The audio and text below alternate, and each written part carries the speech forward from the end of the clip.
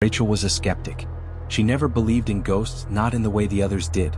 So when her friends dared her to go alone into the old gymnasium at night, she took it as a challenge. The gym had always been unsettling, its high ceilings, the faint smell of sweat and old wood, but she didn't believe it was haunted. That night, Rachel entered the gym with nothing but her phone and a sense of bravado. The door creaked as she stepped inside. The air was musty, the faint light of the streetlights outside casting long shadows across the wooden floors. Rachel laughed at her own fear, dismissing it. Just a building, just an old gym, nothing to be afraid of. Then she heard it, the sound of footsteps. She froze. She wasn't alone. Rachel spun around, her breath shallow, heart pounding.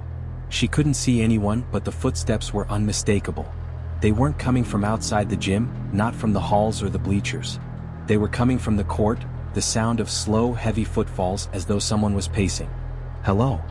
Rachel called out, her voice shaky. No answer. The footsteps grew louder, faster, as though the person was closing in on her. She turned to run, but the door slammed shut behind her. She tried to pull at the handle. Nothing. Her phone, once brightly lit, flickered out of existence in her hands.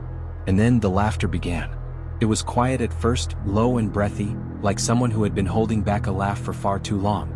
It came from above, from the rafters of the gym, before dropping down around her. A cold gust of wind swept through the room, and the floor beneath her feet seemed to shift, move. The laughter grew louder, more mocking, filling every corner of the gym. And then eyes. Hundreds of eyes, glowing faintly in the dark, all staring at Rachel. No one was there, but the eyes were real. They were watching. And then, in the silence that followed, a figure appeared from the shadows. A figure that was not human.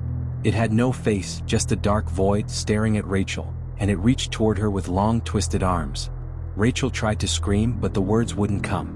The laughter echoed as the figure took her. Story 3: The Shadow in the Classroom.